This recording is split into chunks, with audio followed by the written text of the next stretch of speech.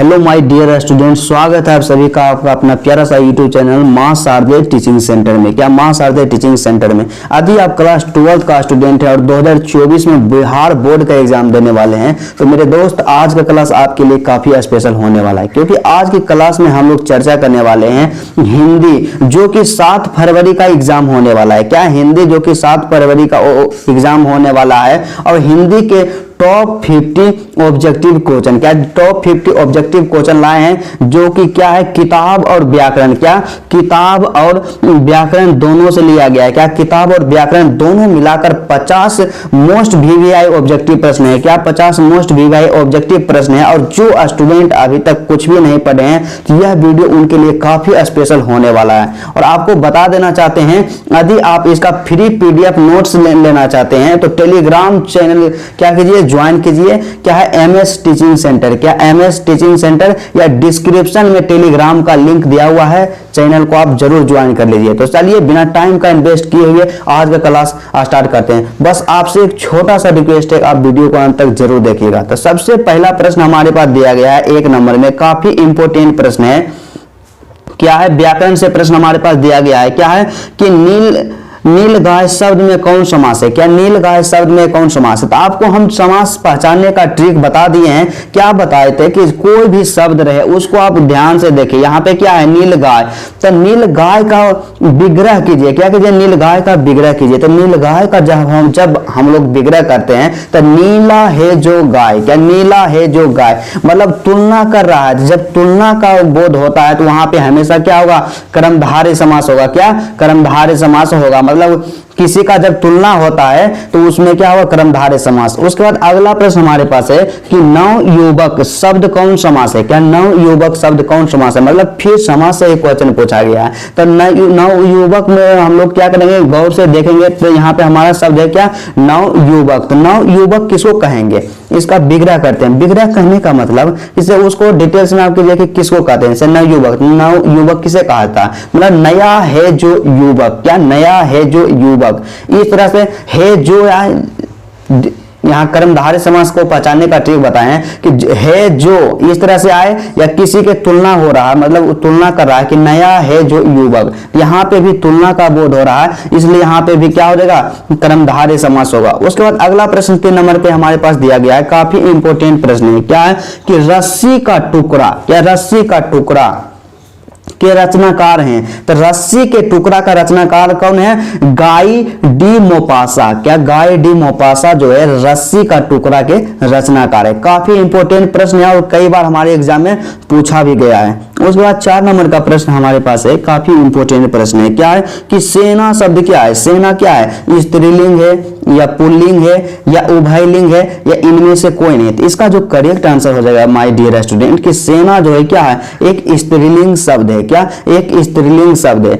उसके बाद क्या है अगला प्रश्न हमारे पास दिया गया है, काफी इंपोर्टेंट है कि कवि शब्द का स्त्रीलिंग रूप है। यहाँ पे क्या होगा, स्त्रीलिंग रूप है। तो कवि का जो स्त्रीलिंग रूप होता है क्या होता है, कवियत्री होता है। क्या कवियत्री होता है। ऑप्शन नंबर सी इसका करेक्ट आंसर है। प्रश्न संख्या 5 का जो करेक्ट आंसर होगा ऑप्शन नंबर क्या हो जाएगा, ऑप्शन नंबर सी कवियत्री। उसके बाद अगला प्रश्न हमारे पास दिया गया है 6 नंबर का, काफी इंपोर्टेंट प्रश्न है।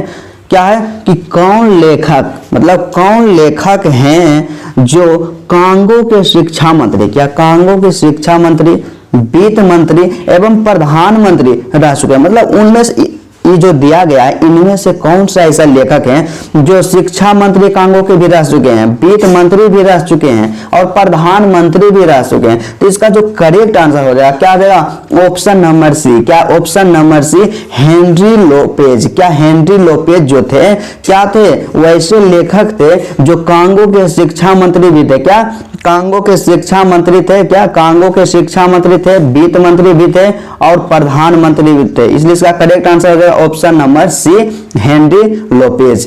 उसके बाद 7 नंबर का प्रश्न हमारे पास दिया गया है, काफी इंपोर्टेंट प्रश्न है। क्या है कि निम्न में शुद्ध शब्द है, कि बहुत ही आसान है क्या, निम्न में से शुद्ध शब्द पहचानना है। तो इसका जो करेक्ट आंसर हो जाएगा क्या हो जाएगा, इसका करेक्ट आंसर मेरा दोस्त कि ऑप्शन नंबर ए, क्या ऑप्शन नंबर ए प्रशंसा क्या इनमें से शुद्ध है क्या, क्योंकि परीक्षा यहाँ गलत लिखा हुआ, प्रसाद भी गलत लिखा हुआ, प्रणाम भी गलत लिखा हुआ, इसलिए इसका करेक्ट आंसर हो जाएगा ऑप्शन नंबर ए प्रशंसा क्या है, राइट वर्ड है। उसके बाद अगला प्रश्न हमारे पास है कि सत शब्द है क्या, सत जो है शब्द कैसा है, तत्सम है या तद्भव है या देशज है या विदेशज है। तो इसका जो करेक्ट आंसर हो जाएगा कि सत जो शब्द है क्या है, तत्सम है क्या, सत जो है तत्सम है।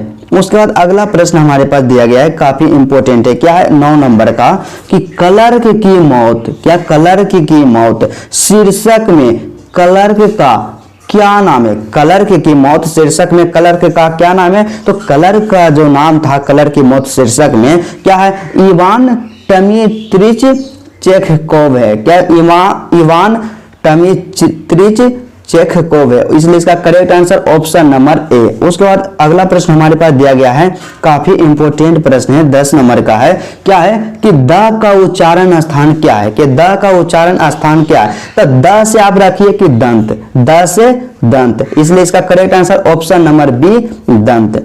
उसके बाद अगला प्रश्न हमारे पास दिया गया है, क्या है कि सुबह हुई इसलिए पक्षी चहक उठे, क्या सुबह हुई इसलिए पक्षी जो है चहक उठे। वाक्य क्या है, सरल वाक्य है या मिश्र वाक्य है या संयुक्त वाक्य है या इनमें से सभी। तो इसका जो करेक्ट आंसर हो जाए, इस वाक्य को आप जैसे पढ़ते तो आपको नहीं लग रहा है कि इसमें सब मिला जुला हुआ है, इसलिए ये क्या है, मिश्र वाक्य, ऑप्शन नंबर बी। उसके बाद 12 नंबर का प्रश्न हमारे पास दिया गया है, काफी इंपॉर्टेंट प्रश्न है, बस आपसे एक छोटा सा रिक्वेस्ट है, वीडियो को आप अंत तक जरूर देखिए। उसके बाद 12 नंबर का प्रश्न हमारे पास दिया गया है, काफी इंपॉर्टेंट प्रश्न है, क्या है कि अकाल पड़ेगी और लोग मरेंगे, वाक्य है कि अकाल पड़ेगी और लोग मरेंगे, कैसा वाक्य है, सरल वाक्य है या मिश्र वाक्य है या संयुक्त वाक्य है या इनमें से सभी। इसका जो करेक्ट आंसर हो जाएगा कि हमारे पास जो यहाँ दिया गया है अकाल पड़ेगी और लोग मरेंगे, एक संयुक्त वाक्य है, क्या एक संयुक्त वाक्य है, मतलब एक जुड़ा हुआ वाक्य है, क्योंकि यहाँ पे और लगा हुआ है और जो है क्या दोनों को क्या करता है, जोड़ देता है, इसलिए इसको बोलेंगे संयुक्त वाक्य बोलेंगे। उसके बाद अगला प्रश्न हमारे पास 13 नंबर का है, काफी इंपॉर्टेंट है, क्या है कि हिंदी कहानी के विकास में मील का पत्थर कौन सी कहानी मानी जाती है। तो हिंदी कहानी के विकास में मील का पत्थर जो माना जाता है, चंद्रधर शर्मा गुलेरी के द्वारा रचित जो कहानी है, क्या है, उसने कहा था, क्या उसने कहा था, एक ऐसा कहानी है जो हिंदी के विकास में मील का पत्थर माना जाता है। और काफी इंपॉर्टेंट प्रश्न है क्योंकि कई वर्षों में लगातार पूछा गया है। उसके बाद अगला प्रश्न हमारे पास दिया गया है 14 नंबर का, क्या है कि निम्न में सार्वनामिक विशेषण है, क्या निम्न में सार्वनामिक विशेषण है। तो इसमें सार्वनामिक विशेषण है, ऑप्शन ए ऐसा आदमी नहीं देखा, ऑप्शन बी पीला, option C 20, option D 10 litre. तो सबसे पहले हम लोग को यह जानकारी होना चाहिए कि सार्वनामिक विशेषण किसे कहा जाता है, क्या सार्वनामिक विशेषण किसे कहा जाता है। हम लोग जानते हैं कि सार्वनामिक विशेषण उसको कहेंगे जब क्या कि कोई भी सर्वनाम किसी संज्ञा के पहले आता है, क्या कोई सर्वनाम शब्द जब किसी संज्ञा के पहले आ जाए, क्या सर्वनाम जो होगा क्या होगा, सर्वनाम जो होगा संज्ञा के क्या होगा, पहले आ जाएगा, क्या संज्ञा के पहले जो आ जाएगा सर्वनाम, तो उसी को बोलेंगे सर्वनामिक विशेषण। तो सबसे पहले आप सर्वनाम पहचानिए। तो यहाँ पे क्या है पीला, तो पीला तो सर्वनाम नहीं है, पीला एक संज्ञा है। उसके बाद 20 भी सर्वनाम नहीं है, 20 भी क्या है संज्ञा। यहाँ पे 10 लीटर, तो लीटर जो है क्या है एक संज्ञा है, क्या लीटर एक संज्ञा, लेकिन 10 भी क्या है एक संज्ञा है, सर्वनाम नहीं है। तो इसलिए इसका करेक्ट आंसर हो जाएगा कि सबसे ऑप्शन नंबर ए, क्या ऑप्शन नंबर ए इसका करेक्ट आंसर हो जाएगा। क्योंकि मेरे दोस्त ऑप्शन नंबर ए को हम लोग जब ध्यान से देखते हैं तो हमारे पास जो आदमी है, आदमी क्या है संज्ञा है और आदमी के आगे क्या है सर्वनाम लगा हुआ है, क्या आदमी का आगे सर्वनाम, क्योंकि ऐसा एक क्या है सर्वनाम। तो जब संज्ञा के पहले सर्वनाम आता है तो उसे सर्वनामिक विशेषण कहा जाता है। उसके बाद अगला प्रश्न हमारे पास है कि प्रेम शब्द का विशेषण है। तो प्रेम शब्द का जो विशेषण होता है क्या होता है, प्रेमी होता है, क्या प्रेमी। उसके बाद 16 नंबर का प्रश्न हमारे पास दिया गया है कि रोज शीर्षक कहानी में किसने पूछा तुम कुछ पढ़ती लिखती नहीं। क्या रोज जो शीर्षक कहानी है उसमें किसने पूछा कि तुम पढ़ती लिखती नहीं हो। इसका जो करेक्ट आंसर हो जाएगा ऑप्शन नंबर ए, क्या ऑप्शन नंबर ए, रोज शीर्षक कहानी में लेखक मालती से पूछते हैं, क्या लेखक जो है मालती से पूछते हैं कि तुम पढ़ती लिखती नहीं हो। उसके बाद 17 नंबर का प्रश्न हमारे पास है कि नकलची शब्द में प्रत्यय है। तो नकलची शब्द में जो प्रत्यय है क्या है, ची है, क्योंकि प्रत्यय हम उसको कहेंगे जब किसी शब्द के अंत में लगता है। उसके बाद क्या है कि महिमा, क्या महिमा शब्द में प्रत्यय है। तो महिमा शब्द में जो प्रत्यय है यह प्रत्यय लगा हुआ है। उसके बाद नेक्स्ट प्रश्न हमारे पास दिया गया है 29 नंबर, काफी इंपोर्टेंट है और कई बार एग्जाम में पूछा गया है। क्या है कि एक लेख और एक पत्र में भगत सिंह ने किसको पत्र लिखे। तो हमेशा याद रखिएगा कि एक लेख और एक पत्र जो शीर्षक है उसमें भगत सिंह ने सुखदेव को पत्र लिखे थे। किसको पत्र लिखे थे, सुखदेव को पत्र लिखे थे, इसलिए इसका करेक्ट आंसर हो जाएगा ऑप्शन नंबर ए, सुखदेव। उसके बाद अगला प्रश्न हमारे पास दिया गया है 20 नंबर का, काफी इंपोर्टेंट प्रश्न है और कई बार हमारे एग्जाम में लगातार पूछा गया है। क्या है कि रात शब्द है, क्या रात जो शब्द है क्या है, तत्सम है या तद्भव है या देशज है या विदेशज है। तो इसका जो करेक्ट आंसर हो जाएगा कि रात जो शब्द है क्या है, तद्भव है। क्या तद्भव, ऑप्शन नंबर बी। उसके बाद अगला प्रश्न है कि शंख शब्द है। तो शंख शब्द कौन सा शब्द है, तो इसका जो करेक्ट आंसर होगा सब शंख जो शब्द है तत्सम है। क्या शंख है, तत्सम। उसके बाद अगला प्रश्न हमारे पास दिया गया है कि सरैया मन ताल का जल कैसा है, सरैया मन ताल का जल कैसा है। तो इसका जो करेक्ट आंसर हो जाएगा कि सरैया मन ताल का जो जल है स्थिर है। क्या स्थिर है। उसके बाद नेक्स्ट प्रश्न हमारे पास दिया गया है क्या है कि सिपाही की माँ, क्या सिपाही की माँ एकांकी की कथा वस्तु है। सिपाही की माँ जो है एकांकी की कथा वस्तु है। क्या है, निम्न वर्ग की, उच्च वर्ग की, मध्यम वर्ग की या निम्न वर्ग की। मतलब सिपाही की माँ जो एकांकी है उसमें मतलब किस तरह के फैमिली के बारे में चर्चा किया गया। तो सिपाही के माँ जो एकांकी है उसमें निम्न मध्य वर्ग की फैमिली के बारे में चर्चा किया गया, क्योंकि उनका स्थिति बहुत ही दयनीय था और उस घर के एक एकलौता बेटा फौज में जाता है, सिपाही बनता है। उसके बाद अगला प्रश्न हमारे पास दिया गया है 24 नंबर। क्या है कि जायसी का जन्म स्थान कहाँ है। क्या जायसी का जन्म स्थान कहाँ है। बिल्कुल आसान प्रश्न है।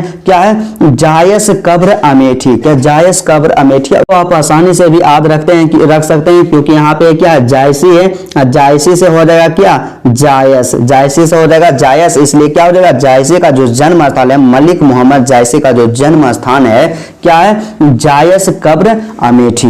उसके बाद अगला प्रश्न हमारे पास दिया गया है, काफी इंपोर्टेंट प्रश्न है, व्याकरण से। क्या है कि आकाश पाताल एक करना मुहावरे का अर्थ है। तो आकाश पाताल एक करना मुहावरे का जो अर्थ होता है क्या होता है, कठिन परिश्रम करना। क्या, कठिन परिश्रम करना। उसके बाद नेक्स्ट प्रश्न हमारे पास दिया गया है क्या है कि मुट्ठी में करना मुहावरे का अर्थ है। बिल्कुल आसान है क्योंकि गांव में अक्सर यूज होते रहता है कि उसको मुट्ठी में कर लिया अर्थात बस में कर लिया, इसलिए इसका करेक्ट आंसर हो जाएगा ऑप्शन नंबर सी, मुट्ठी में करना। मुहावरे का जो अर्थ होता है बस में करना होता है। 27 नंबर का प्रश्न हमारे पास दिया गया है, काफी इंपोर्टेंट प्रश्न है। क्या है कि रामती गो करिकनी में, क्या रामती गो खरी कनी में बछड़ा हित पाई, यह शीर्षक, यह पंक्ति किस शीर्षक कविता से है। तो सबसे पहले इसमें ध्यान दीजिए, यहाँ पे क्या आया, यहाँ पे दो वर्ड आया, मुख्यतः दो वर्ड इंपोर्टेंट है। क्या है, गौ। तो गौ का मतलब होता है गाय, यहाँ पे बछड़ा, तो बछड़ा तो साफ दिया हुआ है बछड़ा। तो गौ, गाय और बछड़ा के बारे में किसमें चर्चा किया गया है, तो भगवान श्री कृष्ण की जो कविता है उसमें गौ और गाय और बछड़ा के बारे में चर्चा किया गया है। अर्थात क्या है, अर्थात सूरदास के पद से। क्या, सूरदास के पद से लिया गया है क्योंकि सूरदास ही भगवान श्री कृष्ण के बारे में चर्चा करते हैं। उसके बाद अगला प्रश्न हमारे पास दिया गया है, काफी इंपोर्टेंट प्रश्न है।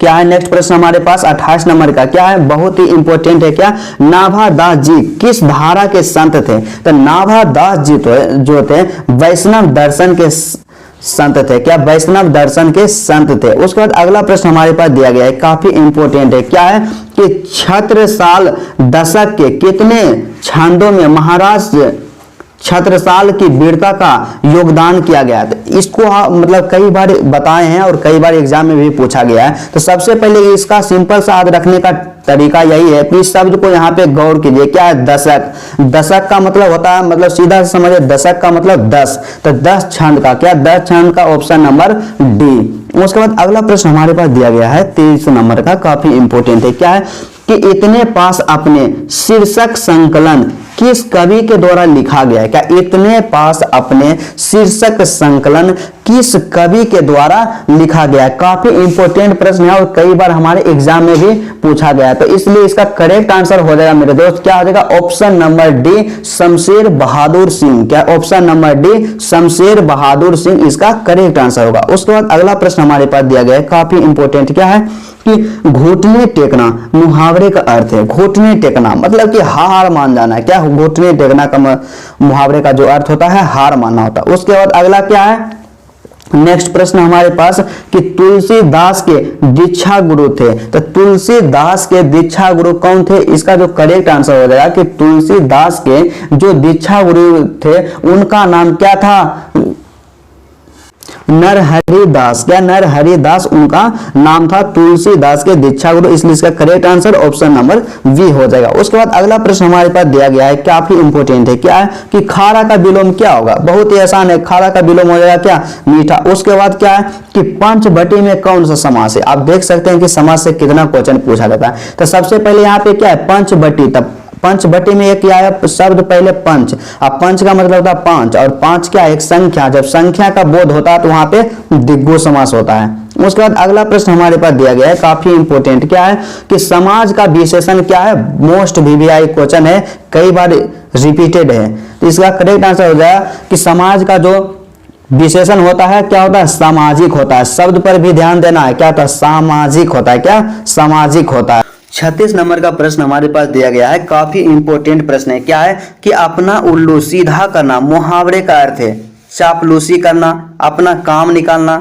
चालाकी करना, मूर्ख बनाना। तो इसका जो करेक्ट आंसर हो जाएगा माय डियर स्टूडेंट कि अपना उल्लू सीधा करना मुहावरे का जो अर्थ होता है अपना काम निकालना। उसके बाद अगला प्रश्न है, क्या है कि जिसने गुरु से दीक्षा ली हो एक शब्द में कहा जाता है, मतलब जिसने गुरु से दीक्षा ली हो उसे एक शब्द में क्या कहा जाता है? उसे एक शब्द में दीक्षित कहा जाता है। क्या? उसे एक शब्द में दीक्षित कहा जाता है। उसके बाद अगला प्रश्न है, क्या 38 नंबर का प्रश्न है कि उसने कहा था कहानी के नायक कौन है? ये काफी आसान प्रश्न है कि उसने कहा था कहानी के नायक जो है क्या है? लहना सिंह है। क्या? लहना सिंह है। उसके बाद क्या है नेक्स्ट प्रश्न हमारे पास, क्या है कि हाथ पैर में कौन सा समास है? काफी इंपॉर्टेंट है, समास को आप इग्नोर नहीं कीजिएगा, समास से बहुत क्वेश्चन हमारे एग्जाम में डायरेक्ट पूछ लिया जाता है। तो समास क्या है? हम लोग आपको बताए थे कि कोई भी शब्द है उसको ध्यान से देखना था। यहाँ पे हमारा जो दिया हुआ है कि हाथ पैर, तो हाथ पैर में क्या है? योजक चिन्ह आया। क्या? योजक चिन्ह आया। जब भी योजक चिन्ह आता है तो वहां पे क्या होगा? द्वंद्व समास होगा। क्या? द्वंद्व समास होगा।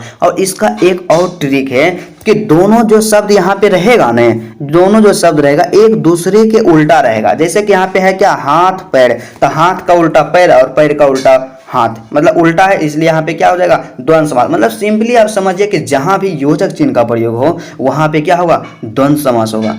उसके बाद अगला प्रश्न है, क्या है 40 नंबर का 40 नंबर का प्रश्न है कि तुलसीदास किस काल के कवि हैं? तो तुलसीदास क्या है? भक्ति काल के कवि हैं, क्योंकि राम भगवान के बारे में बताते हैं, चर्चा करते हैं, इसलिए क्या है? तुलसीदास भक्ति काल के कवि हैं। उसके बाद क्या है अगला प्रश्न कि संयोगिता स्वयंवर की रचना है, मतलब संयोगिता स्वयंवर जो है किसकी रचना है? तो संयोगिता स्वयंवर जो है श्रीनिवास दास की रचना है। क्या? श्रीनिवास दास की रचना है संयोगिता स्वयंवर। उसके बाद नेक्स्ट प्रश्न हमारे पास दिया गया है, क्या है काफी इंपॉर्टेंट प्रश्न है, क्या है कि सूबेदार हजारा सिंह के लड़के का नाम क्या था? तो सूबेदार हजारा सिंह के लड़के का नाम हम लोग जानते हैं कि बोधा सिंह था, और सूबेदार हजारा सिंह के पत्नी का नाम क्या है? सूबेदारनी था। उसका नेक्स्ट प्रश्न है कि किसने कहा था? क्या किसने कहा था अभी ना जाने कितने मीलों इस देश की जनता को जाना है? मतलब किसने कहा था कि अभी ना जाने कितने मीलों इस देश की जनता को जाना है? काफी इंपॉर्टेंट प्रश्न है और कई बार एग्जाम में पूछा गया। और इस प्रश्न में अक्सर स्टूडेंट कंफ्यूज कर जाता है, क्योंकि इसका जो आंसर होता है ना, क्या होता है? जवाहरलाल नेहरू। क्या? पंडित जवाहरलाल नेहरू। और मतलब हमारा जो बुक है दिगंत भाग 2 उसमें मतलब जवाहरलाल नेहरू के बारे में बहुत कम चर्चा किया गया, इसीलिए लोग कंफ्यूज कर जाते हैं। इसको आप ध्यान में रखिएगा कि पंडित जवाहरलाल नेहरू का कहना था कि अभी ना जाने कितने मीलों इस देश की जनता को जाना है। उसके बाद अगला प्रश्न हमारे पास दिया गया है, काफी इंपॉर्टेंट, क्या है कि संस्कृति के 4 अध्याय किसकी कृति है? संस्कृति के 4 अध्याय जो है रामधारी सिंह दिनकर की कृति है। क्या? रामधारी सिंह दिनकर की कृति है, जो कि राष्ट्र कवि हैं। उसके बाद अगला प्रश्न हमारे पास दिया गया क्या है कि कौन सी पुस्तक अज्ञेय की है, मतलब कौन सी पुस्तक है अज्ञेय की है? तो इसका जो करेक्ट आंसर हो जाएगा कि ऑप्शन नंबर सी, हरी घास पर क्षण भर जो अज्ञेय की पुस्तक है। उसके बाद क्या है कि प्रताप के संस्थापक संपादक कौन थे? तो प्रताप के संस्थापक संपादक जो थे कौन थे? गणेश शंकर विद्यार्थी। क्या? गणेश शंकर विद्यार्थी जो थे प्रताप के संस्थापक संपादक थे। उसके बाद अगला प्रश्न हमारे पास दिया गया है, काफी इंपॉर्टेंट है, कई बार पूछा गया है। क्या है कि गांधी जी चंपारण में कब आए? गांधी जो थे महात्मा गांधी जी जो थे चंपारण में कब आए थे? तो इसका जो करेक्ट आंसर हो जाएगा कि महात्मा गांधी अप्रैल 1917 में चंपारण आए थे, क्योंकि चंपारण के एक किसान राजकुमार शुक्ल ने महात्मा गांधी को बुलाए थे। क्या? किस तिथि को बुलाए थे? अप्रैल 1917 को। उसके बाद अगला प्रश्न हमारे पास दिया गया है, क्या है कि सिपाही की मां एकांकी के अनुसार लड़ाई कहाँ हो रही है? तो सिपाही की मां एकांकी जो उसमें जो लड़ाई हो रहा था, क्या हो, कहाँ हो रहा था? बर्मा में हो रहा था। उसके बाद क्या है नेक्स्ट प्रश्न हमारे पास दिया गया है, क्या है 49 नंबर का, कि कौन सी पुस्तक नामवर सिंह की नहीं है? इसका जो करेक्ट आंसर हो जाएगा कि तिरिछ जो है क्या नामवर सिंह की नहीं है। उसके बाद क्या बकलम खुद भी नामवर सिंह की रचना है, इतिहास और आलोचना भी नामवर सिंह की रचना है, दूसरी परंपरा की खोज भी नामवर सिंह की रचना है। लेकिन ऑप्शन नंबर सी में जो तिरिछ दिया हुआ है उदय प्रकाश की रचना है। क्या? उदय प्रकाश की रचना है, इसलिए से आप करेक्ट आंसर हो जाएगा मेरे डियर स्टूडेंट, क्या हो जाएगा? ऑप्शन नंबर सी तिरिछ। उसके बाद अगला प्रश्न है और लास्ट प्रश्न हमारे पास दिया गया है, क्या है कि दलित साहित्य का सौंदर्य शास्त्र के लेखक कौन है? तो दलित साहित्य के सौंदर्य शास्त्र के लेखक जो हैं ओम प्रकाश वाल्मीकि हैं। क्या? ओम प्रकाश वाल्मीकि हैं। तो चलिए आज की क्लास यहीं तक रहता है। यदि आपको वीडियो अच्छा लगा तो वीडियो को दिल से लाइक कीजिएगा, और मेरे चैनल पे यदि आप नए हैं तो चैनल को जरूर सब्सक्राइब कर लीजिएगा। और आपको बता देते हैं कि यदि आपको फ्री पीडीएफ नोट चाहिए, क्या फ्री पीडीएफ नोट चाहिए, तो टेलीग्राम चैनल ज्वाइन कर लीजिए। क्या है? MS teaching centre. या टेलीग्राम का जो लिंक दिया हुआ है डिस्क्रिप्शन में, वहां से आप ज्वाइन कर लीजिए। तो चलिए आज का क्लास यहीं तक रहता है, फिर मिलते हैं आपसे नेक्स्ट वीडियो में।